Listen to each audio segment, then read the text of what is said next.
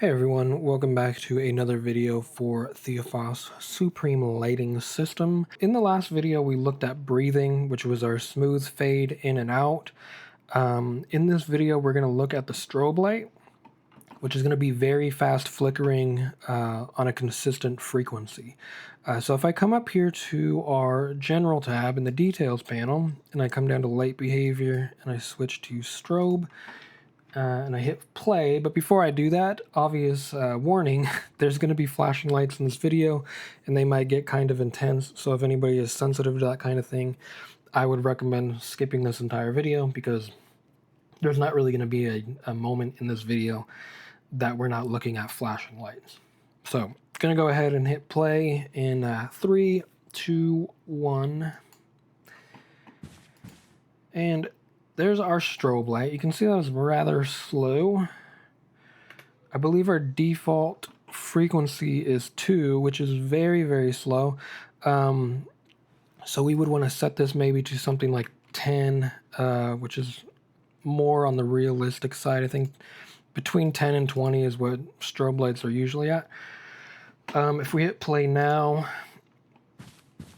we'll see it's getting more like a classic strobe light. We can see right here we're doing strobe frequency, flashes per second, uses max intensity for the on-state brightness.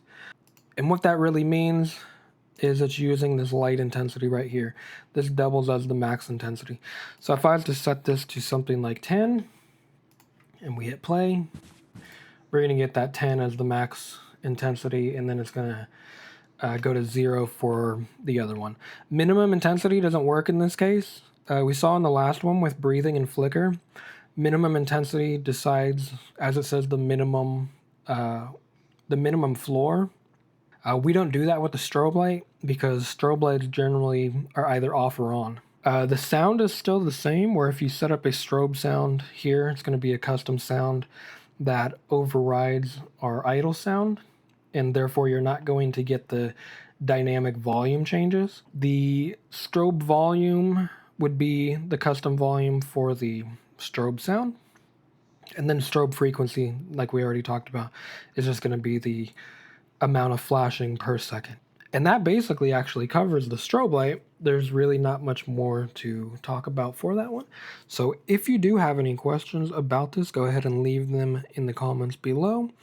And with that, I will see you in the next one where we will talk about the alarms.